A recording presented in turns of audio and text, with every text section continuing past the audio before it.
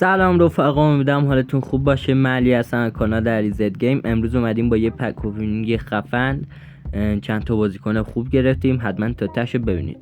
پک اوپنینگ سون بلیتزکرلر داریم، بریم که اولین شانس اونو ببینیم که هیچی نشد.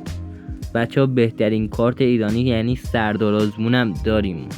حالا من بار دوم یادم رفتین بگیرم ولی بقیهش هست.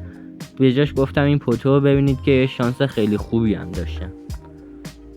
دقیقا تنها کسیه که من از اون پک میخواستم دقیقا همونو گرفتم.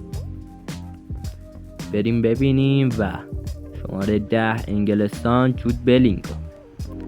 عاشقشم. میگن که با بکنبایر به 103 میرسه، البته بوسترش هم باشه به 102 هم میرسه.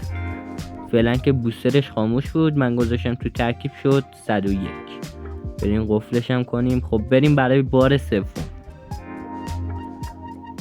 برای بار سوم چند تا کنسل و ببینم خبری نبود. 2 ستاره است اومان. بریم برای بار چهارم. امیدوارم این دفعه دیگه خوب باشه و بازم خبری نیست. بچه ها، من دلیل اینکه این پک رو انتخاب کردم چون که 17 روز وقت داشت و دیدم سون بلیتز هم به دردم میخوره، گفتم بزنم برای این پک. حالا بازیکن خوبی هم گرفتیم از این پک، تا تش ببینید. این بار پنجم و ترکید. دعا میکردم فقط اون لحظه سون باشه. یه زدال بدی زدی، لباس سفید شد. گفتم حالا آیمن حسن نباشه، خسانوف باشه بازم خوبه. ولی خب من هدفم همون چیز بود دیگه، هدفم سون بلیتز بود و به خاطر سردار آزمونم میزدم دیگه. من سردارم بها یه ترکیب دارم ایرانی جمع میکنم، یه سردارم به دردم میخورد که بعد ببینیم تا آخر پک چی میشه. بریم برای بار ششم. چند تا کنسل زدم و خبری نیست. این بازی کن بفروشیمش.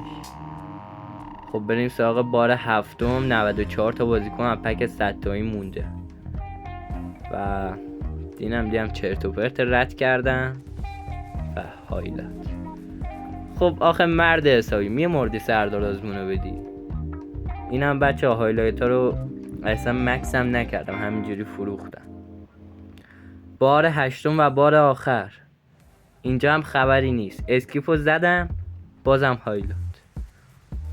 آخه کنامی مادر، استغفرالله. گفتم من پک رو ببینم چجوره. بعضم حالت پوزیشن گذاشتم بازم خوب داده، میتونست خیلی بدتر بده. نگاه کنید با پایینی سونو داده، کناری سردار رو داده، اصلا یه وضعی. خسانوف حالا آوردیم تو ترکیب، بریم که ارتقاش بدیم. زیادم از این چیزا نداریم. تریدیم 82 تبدیل میشه به 96، میشه 101 بدون بوستر. حالا یه بوستر هم همینجوری الکی دادیم بهش. گولکیپینگ که نه، یه چیز خواستم بدم که فقط به دردش بخوره. حالا همش هم داره دروازه‌بانی میده. هارد ورکر میشه گفت، خوبه باز براش.